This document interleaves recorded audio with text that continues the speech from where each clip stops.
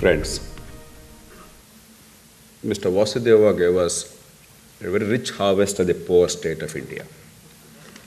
Now, my task is to try and lift this pile of gloom and look at this country's future in a very responsible way, in a very practical way, but in a very optimistic way. And that's the reason why I came here, actually. When Ellen Dodie invited me, I was actually hesitating. Is there a purpose to this? Apart from the fact that I was really uncertain about my ability to spare time. Is there a purpose to it? And I thought there is one meaningful purpose that we could all accomplish, and that is to look at India's future with unvarnished eyes. Because when you look at India, there are two extreme views prevailing today. One is the irrational exuberance. Oftentimes, the 9% growth rate sustained in 20 years' time will become superpower A. The other is this enormous sense of desperation and prevailing pessimism. I think we should try and see that these two extremes are avoided. A balanced appreciation of what is possible, what is realistic, where we are wrong, what are our strengths, and how do we go forward taking advantage of the opportunities that are available to us. And that, I think, is the way forward, really. And with that in mind, I'll share a few perspectives, because all of us know really what's wrong, what's right with this country, what we all hope, and what we all dream. Let's think of the successes first. Why should there be any room for optimism in this country? Oftentimes, when we look at this country, we see this as a frozen picture. In reality, life is a motion picture. There's a historical process in operation. Many countries across the world faced very similar problems 70, 100, 150 years ago. And almost the language is substantially similar to what we use in this country about the perils of India. Corruption, machine politics, manipulation, abject poverty, arbitrariness. All these are not unusual. They're not Indian. They are universal. They are part of the human condition. But they overcame them. They did not really wallow in self-pity. They said, look, let's do something about it. And they systematically addressed those problems by changing the incentives and therefore human behavior, by creating mechanisms for better collective enterprises and endeavors, and ensuring that there is a better synergy and therefore better outcomes over a period of time. I don't want to go into historical details because given the time frame, it's difficult to really go into a lot of details, but whatever I'm saying, I can guarantee you there is a wealth of evidence to support that. It suffices for the time being. In 1947, when we became free, or in 1950, when we gave ourselves a constitution, please remember the conditions. Abject poverty,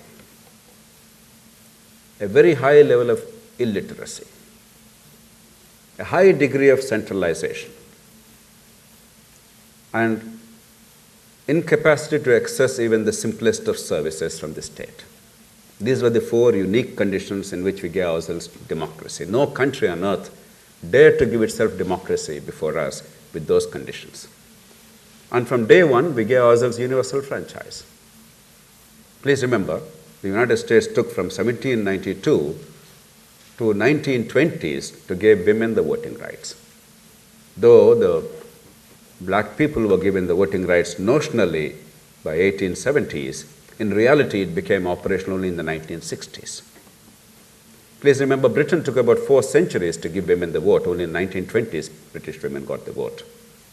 From day one, in a country ridden by so much of caste and region and religion and prejudice against women and all kinds of iniquities, we gave ourselves universal franchise with abject conditions. It's not an easy thing to operate. And then look at what we accomplished. I'll mention only 2 accomplishments. We could talk of many, but 2 mega accomplishments, unprecedented in human history. Look at Italy. Italy has 9 Italian-speaking provinces.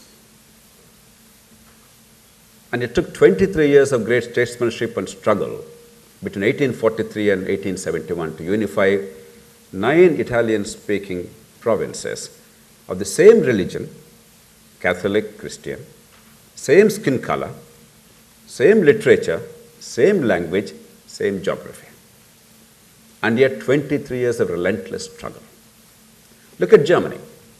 39 German-speaking provinces, all of the same religion except for the state of Bavaria, where Catholic religion is dominant, elsewhere it's Protestant religion. Same language, same culture, same skin color, same everything otherwise. They're indistinguishable.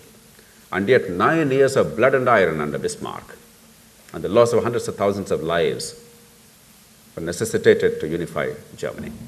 Look at what was accomplished in India even in the first years, in the early years of India.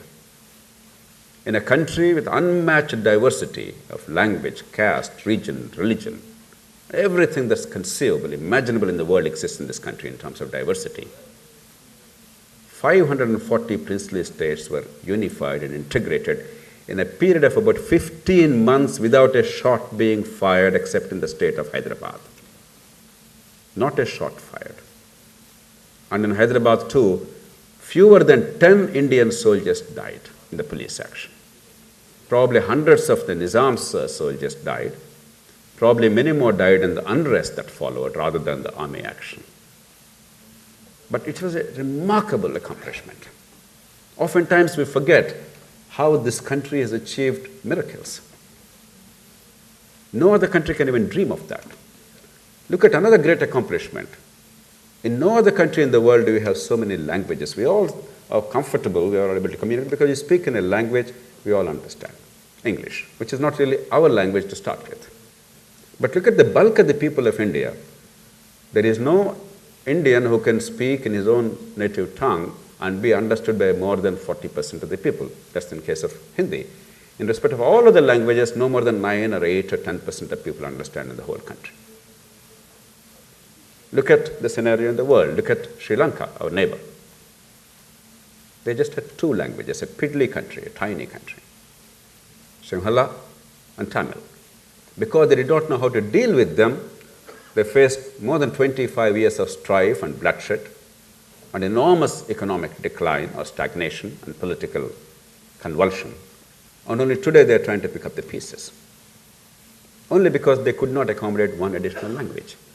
Look at Pakistan, created along with us. It's essentially the language and the cultural barrier that broke up Pakistan within 25 years of its formation. The Punjabi versus Bengali. Look at a country like Belgium, a tiny country, a rich country, relatively speaking, housed in the European Commission today. There are 2 language groups there, the Flemish people who speak the Dutch language and the French-speaking people, 55-45 roughly, or 60-40% population.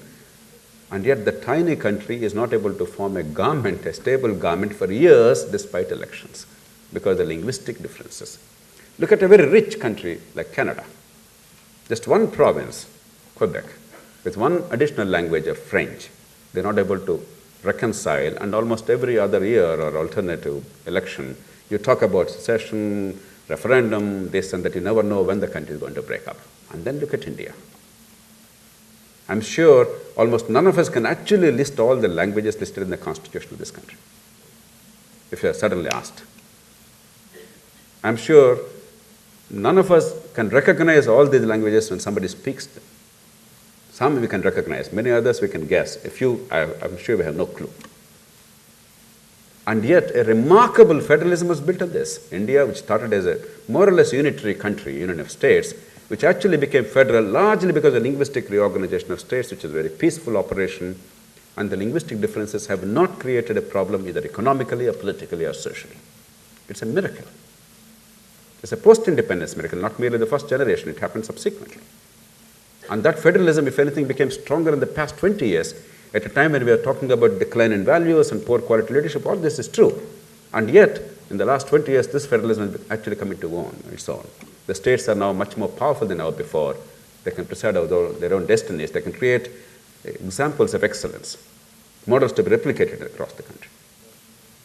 The point I'm making is, please view India from a historical prism. Don't view it as a snapshot. It is essentially a motion picture. Yes, there are many, many difficult obstacles we have to navigate. Yes, we have messed up in quite a few areas. We all know that. It's self-evident. The point is we can easily overcome them if we have good sense. That's what education, organization, learning, and historical experience are about. Do we wallow in self-pity, or do we say, damn it, let's do the following things in order to set right this country's conditions and fulfill our potential? The choice is ours as a country.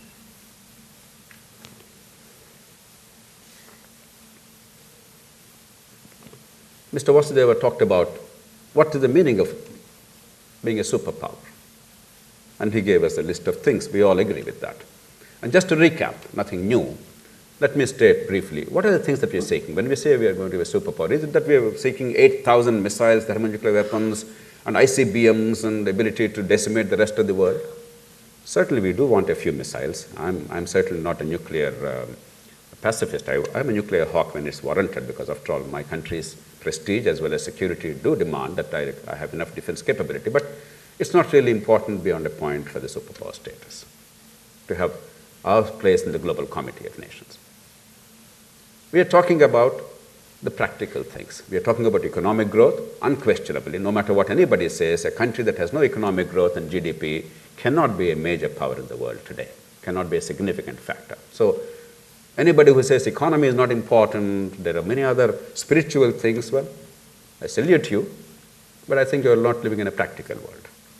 We undoubtedly want economic growth, and that means not only growth rate, but the ability to contain the fiscal deficit and the current account deficit, which is a huge problem today. We simply are consuming more than we produce. No nation can afford that on a perpetual basis. We have to do something about it. Not everything is beyond our control. Yes, energy for the time being, there's a problem. Mr. Vasudeva explained how India is relatively poor in terms of conventional energy sources. But there are many other areas. We inflict damage to ourselves. There's no reason why we should buy every year $70 billion worth of gold in this country. It's ridiculous. So there are some things which can be changed by culture, by education, by understanding, by giving a greater sense of security. But most of all, we can easily produce a lot more. I don't understand why we should import every day 5 truckloads of mobile phones for 1 billion telephone strength in this country, because we don't produce one damn telephone in this country. It's a shame. That's where jobs come. That's where economic growth takes place. There's hardly any electronics industry producing manufactured goods in this country. That's the way forward. So economic growth and what it entails in terms of economic growth, I only listed 1 or 2 just to complete the picture. We all agree. But that's not sufficient. We are looking at access to amenities. You ask anybody in Mumbai, Chennai, Hyderabad, in a village, in a district town, water supply, sewerage, garbage disposal. Yesterday I had to spend 2-3 hours about a garbage disposal issue. And tomorrow, right from the airport, actually I requested the organizers to change my airline, only to go early in order to participate in a dharna so that the garbage is properly disposed. Because what should be taken for granted in a civilized society is a huge problem in our country. Basic amenities, the quality of life that emanates from ensuring those amenities are available and access to services are available. And the third is, sometimes many of us in gatherings like this, oftentimes we forget it. Unless we end the inequality by birth, not in terms of outcomes, but in terms of opportunities, we cannot ever be a major power in the world. If 70% of Indians, their future is determined at the time of birth because of the circumstances of birth, because of the accident of the womb, and they have no chance, no matter how bright they may be, endowed in terms of nature or God, no matter how hard they're willing to work, if the society does not give them opportunities to rise and be with us in the next generation, then that country is not worth living in. That country is not a superpower if we have all the wealth in the world. I'm not opposed to inequalities per se, but I'm totally, unalterably opposed to inequality of opportunity because of the circumstances of birth. It's an insult to humanity. And in that respect, we are about the worst in the world. The structural inequality by which opportunities are denied to the bulk of the people only because of the circumstances of birth and the pretension that we are better than them, just because we are born more lucky. That ought to be changed. Please never forget that important issue, because as long as that is a problem, you will have strife, you will have violence. It's not merely a spiritual or a moral issue, it's a practical issue. It's going to undermine all of us. The rest of the society is going to be brought down because we haven't given adequate hope and opportunity to the rest of the people. Justice in a fundamental sense is vital for society's growth and stability. Never lose sight of that. And the fourth one, harmony in society, because disharmony can be a result of not merely inequalities, but because of our meaningless divisions. Caste, reservation, no reservation, this caste, that caste, every day in the country. Language, water resources, something else. Now in my state, region, Telangana, Sandra, what the hell is the problem? Nobody understands, nobody knows. It doesn't matter. It's easy to provoke people, to make people aroused against each other. If in Germany, Hitler could make German people believe that the small Jewish population is actually the enemy, and then created a psychosis and the whole world war on account of that, well, it's so easy to do that in our country. In every state you can create another Germany of the pre-war time.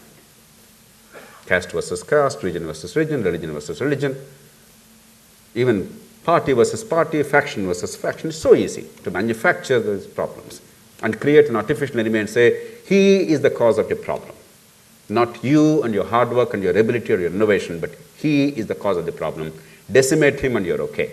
All your problems can be answered by that one simple solution. It's so easy. I'm sure Mumbai city is not a stranger to this. There are quite a few demagogues who have done it and who are doing it. And every part of India is learning from these things. It is these four essential things, if we really want to fulfill our potential as a nation, that we are seeking. What can we do about them? The problems, the challenges, again, self-evident, but again, for the purpose of completion of the discussion, I'll just mention them telegraphically. Infrastructure, all of us know that. The power sector is a mess, energy sector is a mess, and our transport sector is a mess. Particularly the growing urbanization, we all know the kind of impediments that we face. Education and skills, Mr. Vasudeva talked about it at some length, but please understand. Merely because all our children are enrolled in schools doesn't mean they're getting education. I'm not talking about skills and employability also, that's even a higher order thing. Even a sense of what education is about. Even helping them fulfill their minimal potential that doesn't exist. I don't know how many of you have heard of PISA. How many of you have heard of PISA? The Program for International Students Assessment. It's the OECD program for a long time, but recently they've included emerging economies to measure the outcomes of school education at the age of 15. India is included in that, in the not present survey, the survey before that in 2009, out of 74 countries. Can anybody guess what India's rank is? I asked for the people who would guess, not who would know. Our self-image is we would be somewhere 5, 10, 15, 20, at least mid-30s. But we are 73rd out of 74 nations at the age of 15, and they only measured basic linguistic ability to communicate, and simple math and logic. Not science, not formulae, not complicated stuff, universal stuff they measured.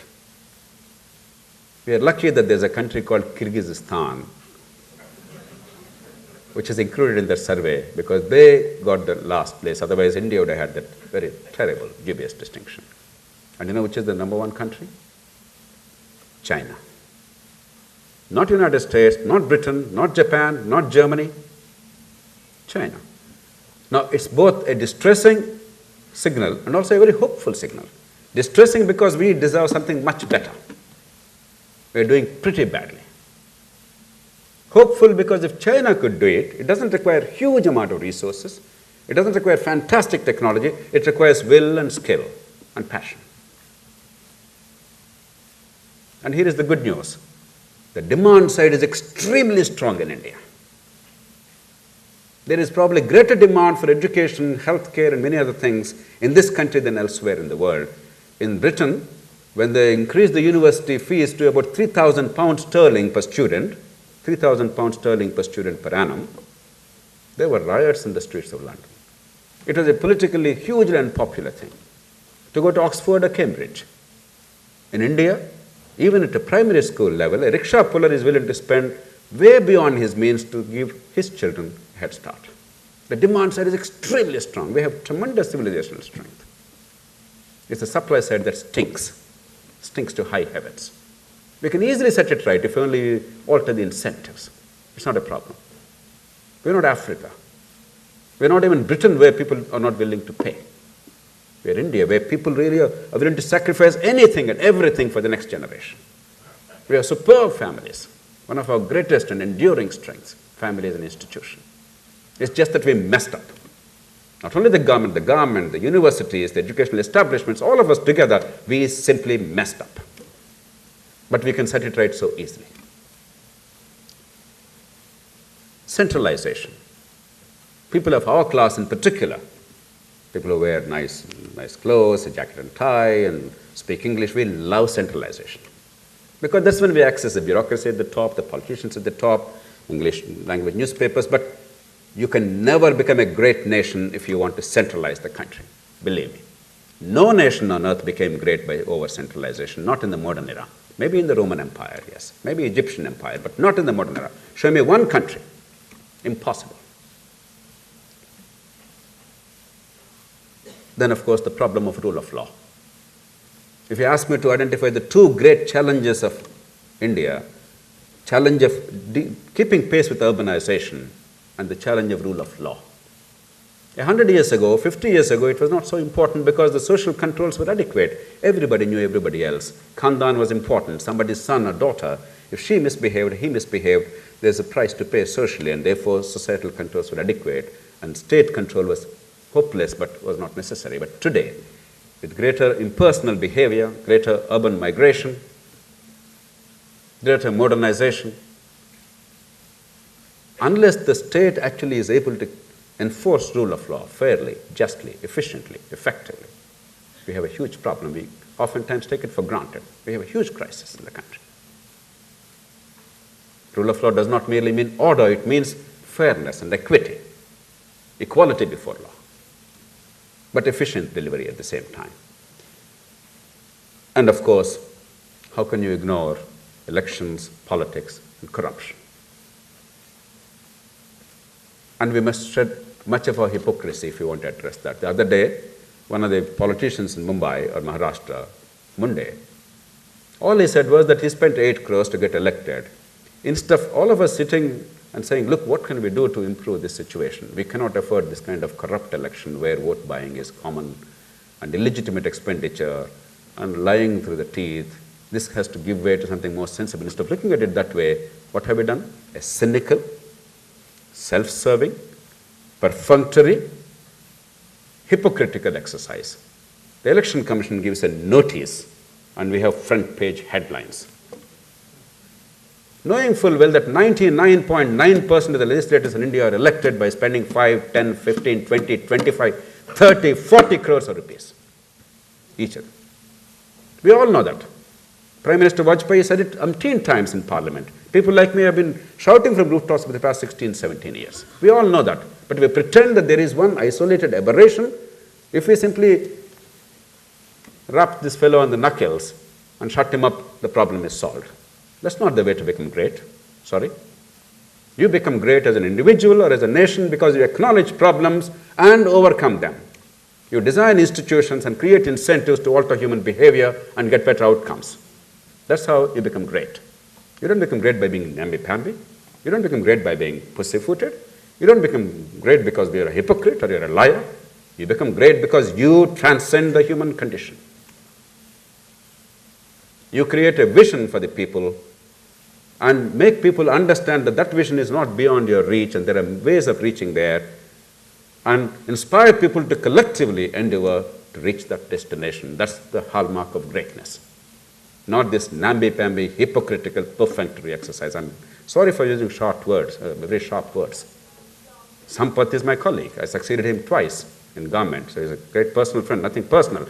But what's being done by the Election Commission is, I can't really find any better words, it's hypocritical.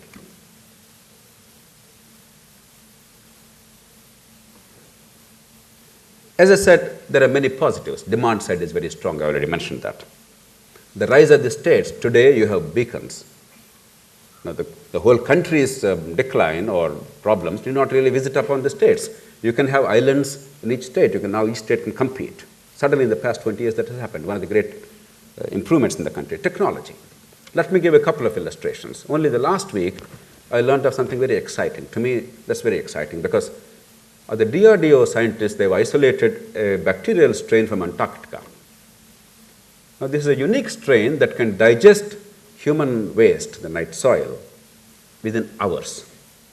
It can be a radical solution to India's sanitation problems because almost any overseas visitor who comes to India, the first thing that strikes them, the first thing that's most ugly, unhygienic, and insanitary, unhealthy, and very offensive is the public defecation and the night soil everywhere. Here is a fantastic technology available. And what I was discouraged to learn again in the same last week was it was Lakshadweep and Meghalaya that were in the forefront of this, not Maharashtra, Andhra Pradesh, Karnataka, Tamil Nadu, none of them, because none of us see this as a problem. But we have an answer. We have many answers like this. I'm just giving one example. You take congenital abnormalities. Every year in this country, about 250,000 children are born with preventable congenital abnormalities. If you actually take the total number of congenital abnormalities, about 5% of all births, and that is about a much larger number, about 16 or 17 million children born in this country. You're talking about 800,000 or more, but I'm talking about preventable congenital abnormalities, about 200,000 to 250,000 minimum. If you simply, and most of these abnormalities are because of a disease called rubella, German measles, when the mother during pregnancy, she gets this infection, which is pretty harmless for the mother. Nothing happens except a few rashes and some fever for a couple of days. But the child is born with either blindness or deafness, and therefore dumbness, or limbs not formed, or heart disease, or a combination of these. 250,000 children. If you want to do something for them later, A, in most cases you can do very little. B, it's hugely expensive. Now, supposing you want to prevent these congenital abnormalities and have healthy babies, all these 200,000, how much does it cost? All you require is a vaccine against rubella, which costs no more than 15 or 20 rupees, because the combined vaccine for mumps, measles, and rubella is only costing about 70 rupees in the market and retail. But if you have only one disease and in bulk, probably the cost will be 10 to 15 rupees. A tried and tested vaccine is available, and all of us actually, we ensure that our children get it. Your pediatrician ensures that, but it's not part of the public vaccination program. How much will it cost for all the country? It will cost about 20 or 30 crores a year.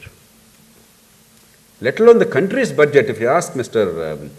Vasudeva from ONGC, he'll say 15, 20 crores, I'll write a check today as part of corporate social responsibility.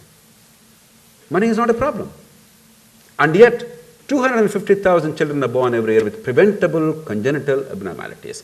What should be great economic and social assets have become liabilities.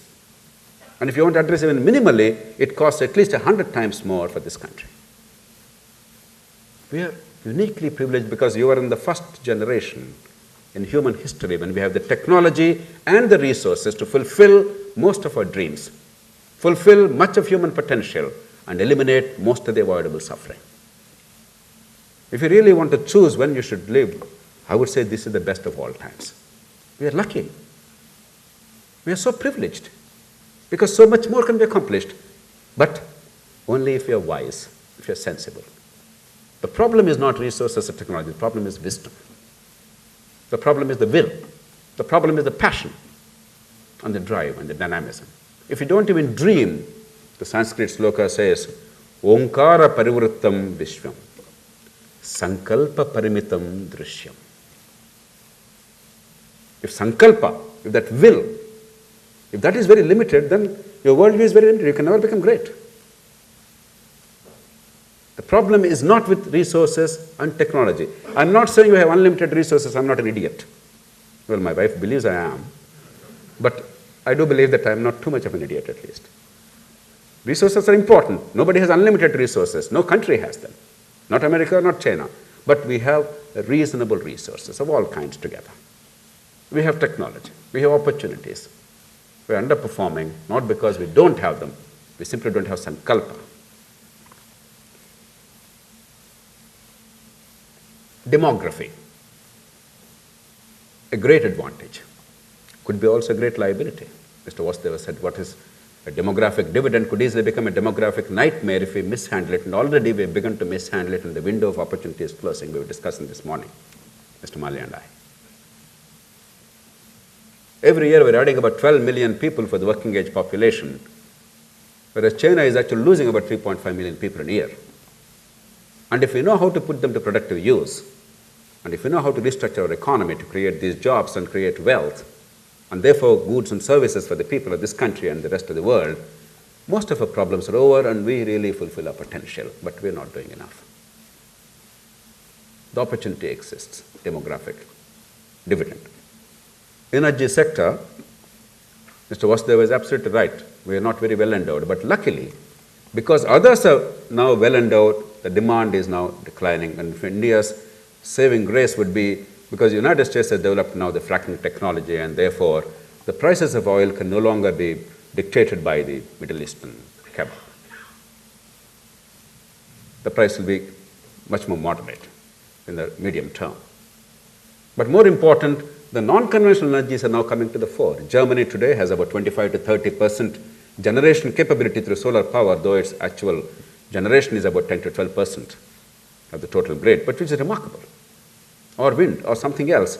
A lot more things are happening, exciting things are happening to make these more economical, more effective.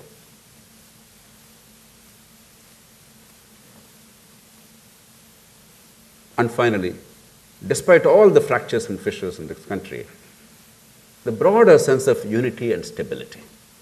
There is a thread of unity in this society, in this country. And people don't go beyond a particular point, even in our riots or problems. There is a line they don't cross. It's not because of the state.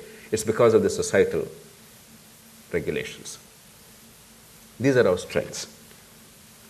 There was a reference to China. I'm happy that somebody brought that up. Oftentimes, we see ourselves in relation to China. I only want to address one particular question. Many people are very nostalgic or very wistful about China because they believe that China grew fast because of an authoritarian, autocratic model. Nothing is farther from truth. China did well in all areas where they behaved democratically. China failed spectacularly wherever they behaved autocratically. Universal literacy and education of quality accessible to everybody. It's a democratic tool. Democracy does not merely mean elections and shouting jobs everywhere. It's a democratizing tool. Universal health care of reasonable quality available. Decentralization of power. China has far more decentralization than India can ever dream of at this point of time. Their cities, the local communities are totally locally governed within the broad confines of the national policy. We cannot even imagine that. Can you offhand tell me who the mayor of Mumbai city is? Or Delhi city is? Or Chennai? Or Kolkata? Or Hyderabad?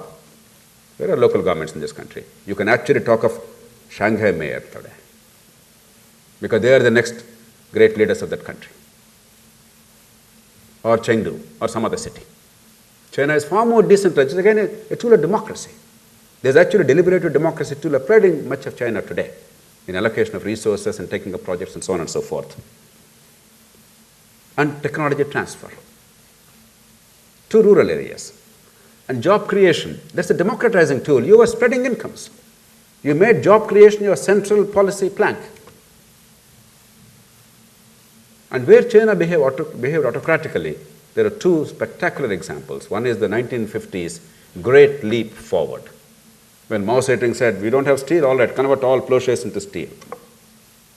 China spectacularly declined.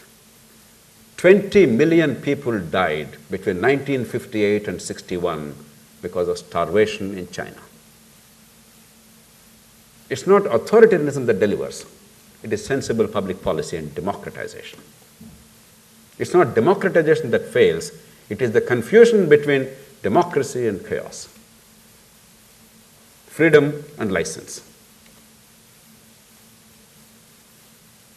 Or 1968, the Cultural Revolution. 90% of Chinese cultural assets and their tradition, they were destroyed by vandals. Even Deng Xiaoping, his son was actually dropped from the second floor, therefore he was permanently crippled. during Cultural Revolution. So don't be confused about what is the ingredient of success in these countries. We often think of Lee Kuan Yew. Certainly he was a great leader and a benevolent leader at that, and I personally don't have any serious problem if within the broad confines of democracy we bring some order and strong leadership. But don't think that autocracy is a solution. Dictatorship is not a solution. It is sensible democratization, but with responsibility. That brings me to the question of leadership. If there is one deficit in the country, and that point came out in the discussion earlier, there is leadership deficit. Look at the leadership during the freedom struggle and subsequently first generation of India after freedom. We had leaders who actually led, who were far ahead of their times, far ahead of society. Look at leaders today. They are leaders who are willing to be led by the mobs. We say people want it and therefore I only offer this. I know it's wrong, but what do I do?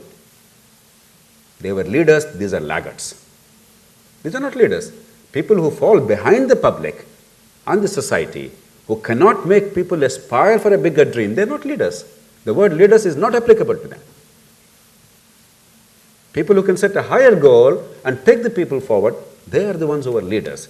Today, they are laggards. They know how to win the votes, somehow or other, by hook or crook. That doesn't make people leaders. They were people who really built an aspiration. Even the aspiration of a united India was an unbelievable thing. An aspiration of universal franchise, an unbelievable thing. Today, these people lead by fear. They were talking about an adventure. They were talking about creating a climate and ambience to see that everybody has an opportunity. Today, it's about stagnation. Take a couple of examples. I was myself involved as a member of the National Advisory Council in this Employment Guarantee Act. Therefore, I see some merits in that. But ultimately, that cannot be a panacea for poverty in this country. That's not the way to create employment in the 21st century. You cannot dig pits and fill pits. That can at best be a temporary social security measure whenever there is a difficulty on account of seasonal conditions or some other problems. And we pretend that we've done something fantastic. India's poverty is eradicated. Now we have created jobs. Take the so-called food security. What does the food security talk about? 90% of all rural people, 50% of all urban people are starving thanks to the misgovernance of these fellows for 60 years, and therefore the state now has to procure and provide food for 72% of Indian population.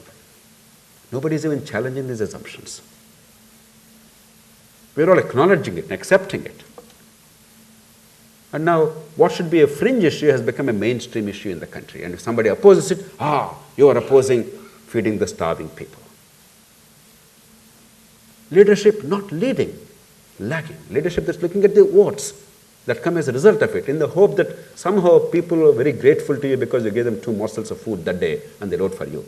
But people of India are far ahead of that. There's a terrible crisis of leadership in every which way in this country. Just because you're articulate doesn't make you a good leader. True leadership is, again, aspirational, inspirational. It leads people. It's far ahead of the people and society. Sometimes it pays a price. If you're too far ahead, yes, there's a price to be paid. So be it. But you don't lag behind society. You're not pulled and pushed by the people, screaming and kicking, and then do what is necessary much too late and much too little. That's not leadership. That's exactly what's happening in India today. We have to set right these things. Let me come to the concluding part. But if we want to set right, we must look at institutions with a very dispassionate eye, with a very objective eye, and find solutions. I was very disappointed when Mr. Sadasivan, the Chief Justice Designate of India, in his first comments, he said, the judicial appointments are perfectly all right. There's no need for a national judicial commission. Where are you coming from? From Mars? From Jupiter? Judicial appointments in India stink, among other things. Each of us wants reform in something else. A politician waxes eloquent about the business sector reform, the corporate sector. The bureaucracy talks about political reforms. The judiciary talks about everybody reforming, but nobody wants reform for himself. We must have an objective assessment of our strengths and weaknesses. There must be a meaningful approach to this, not status quoist, self-serving approach, creating permanent priesthoods. Election Commission, I already mentioned Gopinath Munde's episode as an example of that. Now, in this context, I believe if we focus on a few things, they're again self-evident. And if we find the levers of change, we can dramatically alter the landscape, not in the next 30, 40 years, but in the next 10 years. It will not happen in 1 year. Don't expect miracles. I'm asking for big change. I'm not asking for miracles. I'm not a great believer that a God sitting there will suddenly say, from tomorrow India will be El Dorado. I don't know if there is a God. Even if there is a God, I don't think He'll help us if we don't help ourselves.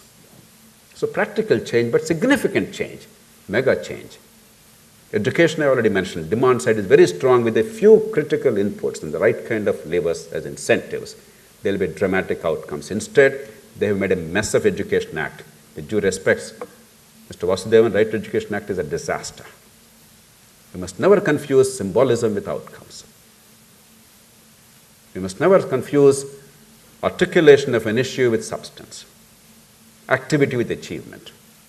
Right to Education Act is a classic example. In the past 5 years after this law came into effect, the educational outcomes at school level actually have declined. And I'm not saying it casually. I'm speaking with evidence. Because the word outcome does not even find place in the architecture of Right to Education Act. Just look at the law. It's all about supply. And they don't understand how to supply. You have today a school within 100 meters, 200 meters, 500 meters. You have in every state thousands of schools with fewer than 10 kids. Ramshackle things which we call schools is an insult. If you don't have an institutional environment, where is school? Where is education? Where is accountability, peer review? You have hundreds of thousands of teachers in every state. We have a handful of people who are monitoring education. Education inspectors, or monitors, or people who guide, who handhold, who mentor. Practically none. We are spending tens of billions of rupees, 19,000 rupees per capita, per child per year, which is not a small amount, which is not big enough, yes, but 19,000 rupees per annum per child is not a small amount. In some cases, 25,000, 30,000 rupees per child in government schools. But there simply is no monitoring, no accountability systems. I can go on and on. That becomes an educational seminar. But the point is, it's a classic example of how much a mess there is in that sector. School education and higher education, both. But we can easily set right. That's the good news. If we understand the levers of change. Rule of law, we have to create independent crime investigation so that the gunda of today and the mafioso of today does not have the temptation to become the ruler of tomorrow. Because even if you're a ruler, you must not escape the clutches of law.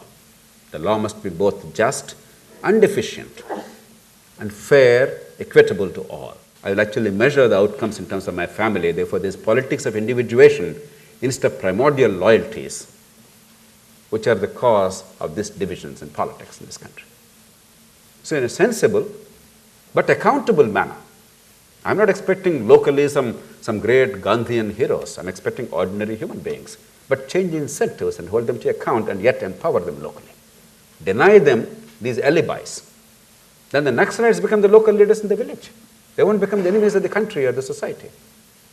Most of the terrorists in Kashmir, in Jammu and Kashmir, when the local elections were held 2 years ago in 2011, 78% people voted peacefully.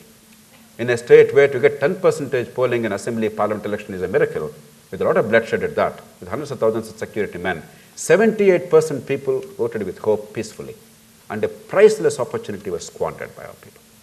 I met the Prime Minister at the time and pleaded with him, give 1,000 rupees per capita in every Kashmiri village and tell them, now you take care of your destiny, all your local things, your water supply, your road, your drain, your street lighting, your parks, they're all now yours, this is the money.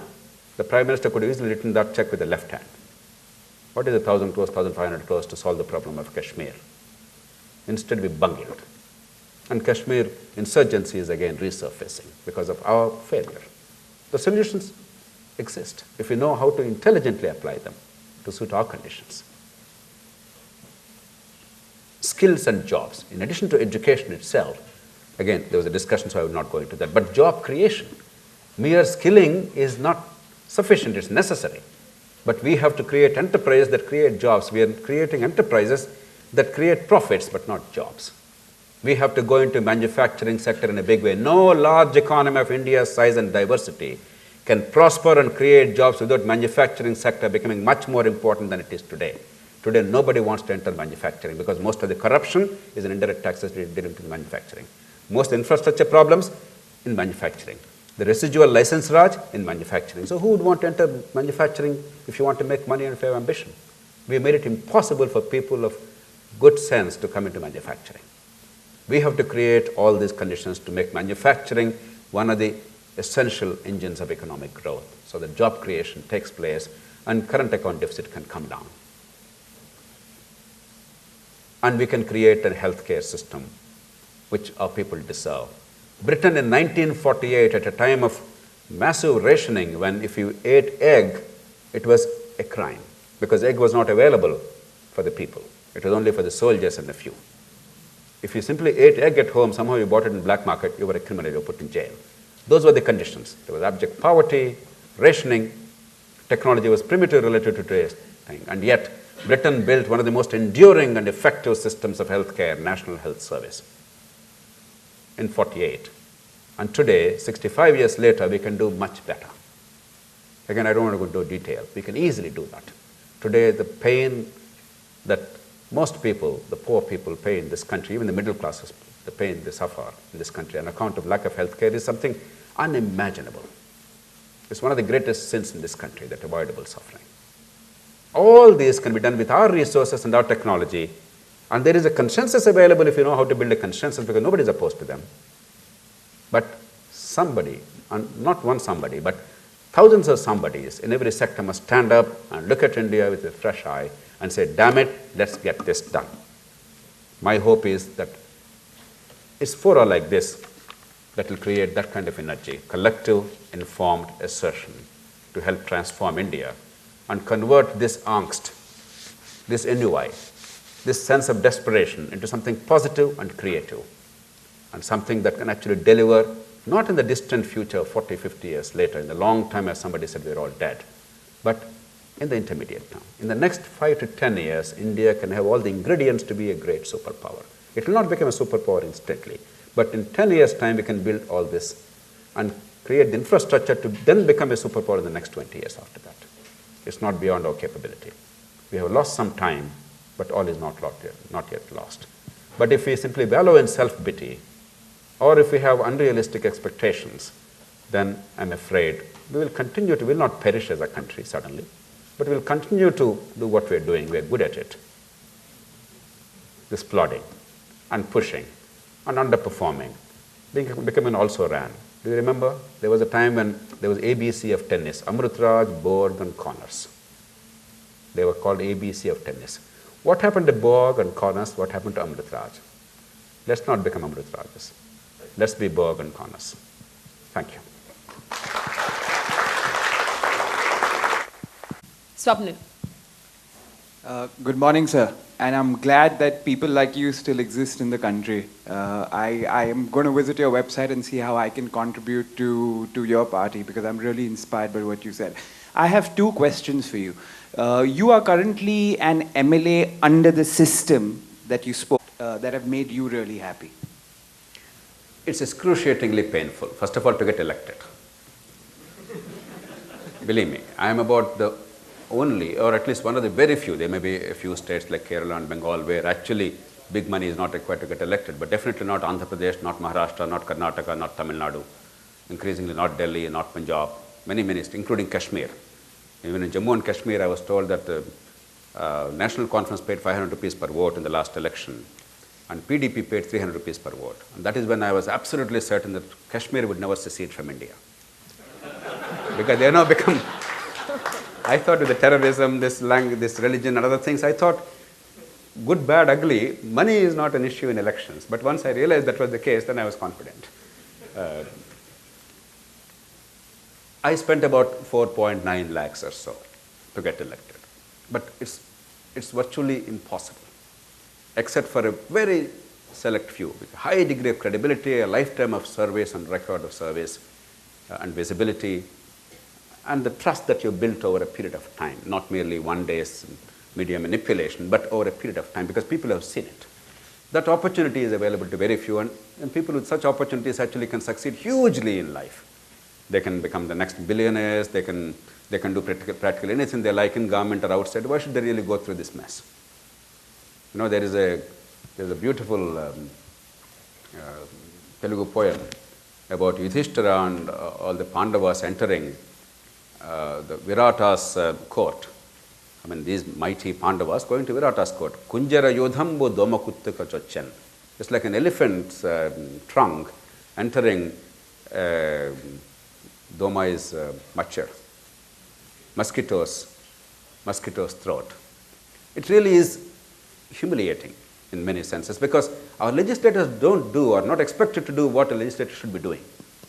A legislator simply does not legislate in our country, parliament or state legislature. He is seen as a disguised executive who has to deliver somehow without any authority. Therefore, informal, illegitimate authority should be exercised in order to deliver something and get the voters' appreciation. It's a huge task. But it still can be done. Not by many people, I'm afraid, at this point in time, unless you change the nature of politics. I didn't really discuss that because there's no time. I'll come to that a little later. Some incentives, for instance, as a legislator, the drinking water, the simple things we did, some system improvements. For the proportion of population in my constituency, they are entitled to get X amount of drinking water. I'm not even asking for more water than what is available. I'm asking for my rightful share. It should be about 18 or 20 mgd, 18 mgd or so for my people in the constituency. They were getting actually 8 when I was elected. Today, the number has gone up to about 14 mgd. Not good enough, but a huge improvement, almost a quantum improvement by systematic efforts. Traffic is a nightmare in a growing economy anywhere in cities, and my constituency is one of the fastest growing ones. It's a large constituency of about 78 lakh population for an assembly constituency. And most of the traffic problems on the national highway and other things, in a systematic manner, it's a Herculean task, very painful task. It took me 5 years or 3 years to get one road overbridge over the railway track built in one of the most progressive areas of Hyderabad city, because the railways and the city authorities, they were fighting turf wars. Sir Arthur Cotton built an aqueduct across Godavari River 150 years ago in just one working season. Professor Rao would know, as a person from Andhra Pradesh. 140 years ago, there was no soil suitable for brick making locally. There were no skilled workers locally. There was no road transport. There was no rail. Everybody has to be ferried. And Godavari was in flood 6 months in a year. Rest of the 6 months backwaters are there. And there was no concrete, no technology, no steel and concrete, only lime mortar. And Cotton completed the aqueduct 1 kilometer across Godavari in just one working season. And our fellows today are taking for a small bridge across a Nala 4 to 5 years. So we have really messed up the systems. In the face of that, results have to come. Therefore, the transport improvement has taken place there. For the whole city, one of the big solutions to drinking water problem is Krishna water. You can easily lift the water. It's relatively close. Already 2 phases are in operation. Therefore, we tried and tested method. Instead, the government has gone for a Godavari River project where there is no assured water. Unlike irrigation, for drinking water, there has to be assured water. You can't even have 10% doubt. You can't say, sorry, this year there's no water. You can't. I mean, it has to be 100% assured. Well, government, for their own reasons, have gone for a very costly, ineffective, and very unsure project. And single-handedly, I had the privilege to fight and win the battle and get a 3rd phase sanction for Krishna, for Hyderabad city, Krishna phase 3 with 1,500 crores. And it would not have happened but for the intervention of Kokatpalli constituency people and the representation that they've given me. And now that's under progress. It will be completed in the next 9 months or so. As a legislator, I could prevent a horrid law from happening. The Societies Act, which is a liberal law during British time and subsequently. They wanted to make it an illiberal law with government control completely in Andhra Pradesh. I didn't have numbers. I was the lone legislator from my party. But sometimes one man with conviction or one woman with conviction is a majority. And the passion with which you fight based on logic and reasoning and evidence and sound legal principles, it persuaded the whole House, and the government, though it had brute majority, had no moral authority to bring that before the House. They're just waiting for me to leave, and suddenly they'll make it a law. But as long as I'm there, they dare not bring that as legislation. I can go on and on, but some significant initiatives are possible, but you must understand, you must leverage, you must realize. At the end of the day, after all this, is it spectacular? No. It's way better than most others because we are underperforming as a country. If what we require is 100 in a well-functioning system, what a good bureaucrat or a good politician can deliver is no more than 20 on a scale of 100. Sometimes actually, oftentimes it's 10. Because somebody does 40 or 45, we are eulogizing them. Mrs. Sonia Gandhi one day asked me, she said, look, I traveled in Raebareli constituency, my constituency, for 5 days, and everywhere I went, people flocked and gathered around me, and they gave petitions, made demands. If I tried to address one person's problem, 20 other voices would drown me out or drown him out. And then I go there and something else happens. I don't know what to do. At least in my case, because I have some power, I can talk to a union minister and say, get something done, and he can put a 1,000 crore project and they say, I have done something great. But what happens really? That's the right question. It's hell. We're underperforming only because we created structural rigidities. And both in terms of elections and bureaucratic management and decentralization of power and accountability, we have to disentangle this mess. And that's what Lok Satta as a movement. As a party, we are still very young, only 6 years old. Most of our work is as a movement for 17 years. Voter registration improvements, disclosure of candidate details. Lok Satta is a pioneer in all these areas. Your Right to Information Act, Aruna and I together who drafted that bill and got it enacted. The National Rural Health Mission, I drafted the whole document, and then I persuaded the National NAC as well as the Government of India to become, it's no longer nowhere what is necessary for the country, but a good start, for instance. Local courts law, the 91st Amendment of the Constitution, whereby the size of the Council of Ministers, the cabinets, is now limited. It's linked to the size of the lower house of the Assembly or Parliament.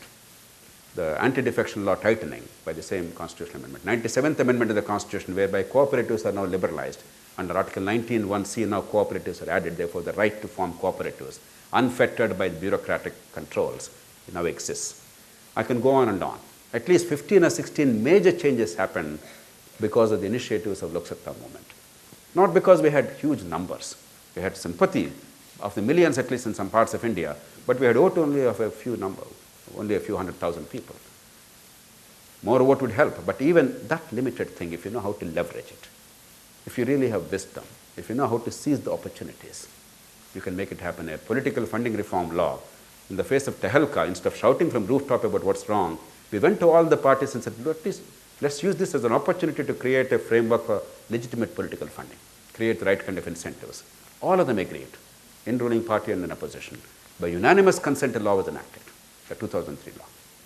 So a lot can happen from a legislator, from a businessman, from a bureaucrat, from a political party, but not if we go about the way we are doing today. That is a fundamental thing. But a lot can happen. Believe me, my optimism is genuine. With full realization of what is happening, I know the muck out there, I know the corruption out there, I know the disgrace out there, but it's genuine, it's real, it's based on solid experience and life's learnings. A round of applause for that optimism.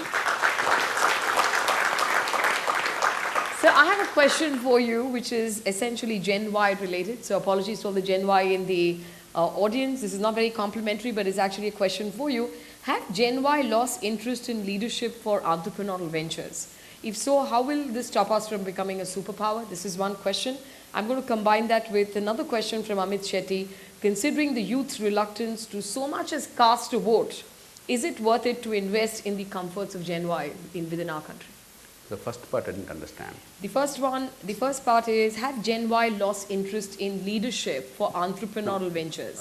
I still didn't get the first word you're talking about. Has Generation Y, has Gen Y okay, you're talking, lost interest in leadership for entrepreneurial ventures? If so, how will this stop us from truly becoming a superpower in the future?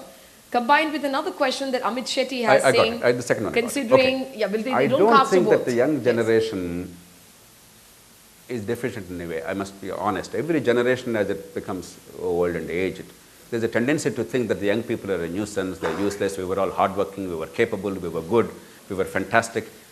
Then all of you young people should really stand up and ask one simple question. If you guys are so fantastic, why is the country in such a mess? Because you are the ones who really were in charge. We were not even born.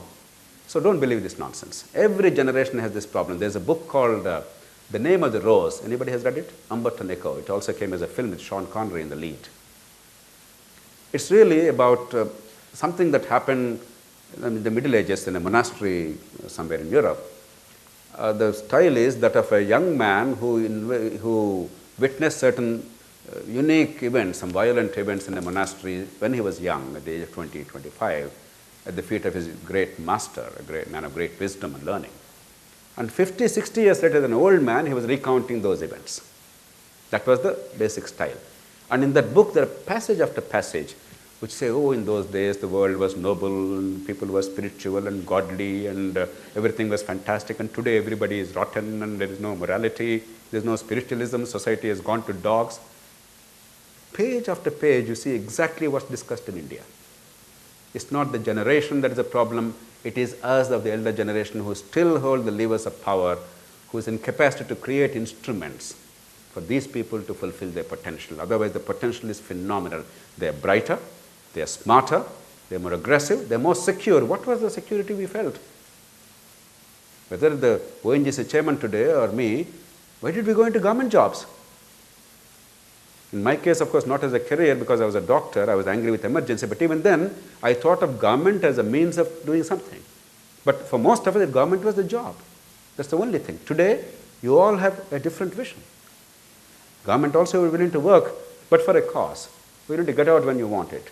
Whereas many of my generation and earlier, we held on to it like limpets. We were not really innovators. We were not really people who are willing to look at the whole world and look at our place in the world and leverage our strengths. So it's not the young generation that's at fault.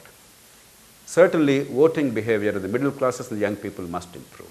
If the voting is erratic, if you want better outcomes, how can it be better? Tell me.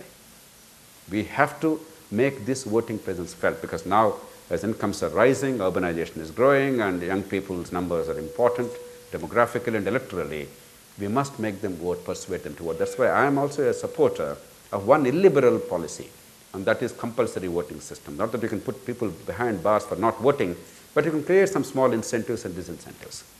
Dr. Rao and I were talking about that earlier. You can give some concession in municipal tax or something, or you can impose a penalty in terms of tax if you don't vote. It may not be big, but once there is that moral compulsion, the evidence all over the world shows that there is a 12 to 15% higher voting. As this group of people, instead of merely shouting from rooftops or India Gate or whatever, they actually start participating in political activity in a constructive and creative manner. Believe me, political parties and leaders have antennae which are very sharp. After all, what do they want? They have not taken a vow to destroy India. They have taken a vow to do whatever it takes to get into power and to stay in power. If they know that you guys are willing to vote and vote for certain values, then they will also change, believe me. The very Congress party, that's the epitome of corruption, one day it will say suddenly, look, past is past, let's now build a country which is corruption-free. Just as they said, the epitome of the license permit Raj, one day they said, let's liberalize. So there's nothing permanent about it, because they want to get the votes. And it's for us to demonstrate that a certain set of beliefs and actions get our vote. And I believe young people must be persuaded or even pressurized to vote. I agree with that. Right. Right. Round of applause for that answer. One last question from the floor and then we'll announce the break. Yeah, one last question from the floor. Yes.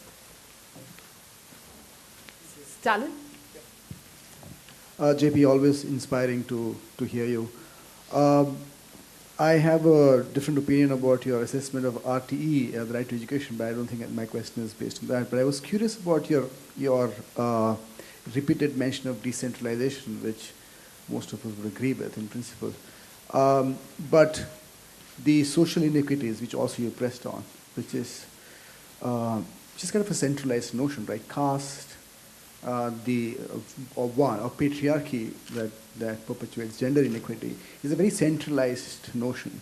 that runs through the body of society and human being.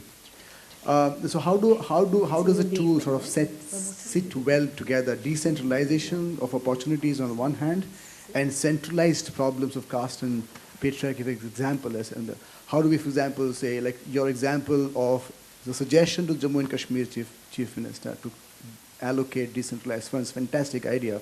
But given the inequities in societies, how do one work? We require decentralization precisely because there are inequities. See, look at caste. With the democratization, what happened? The politicians now have to quote the vote of every caste. That's why no genuinely sensible politician has any kind of caste or religious notions. It's only the foolish politicians who have that kind of an approach, because you want vote for everywhere.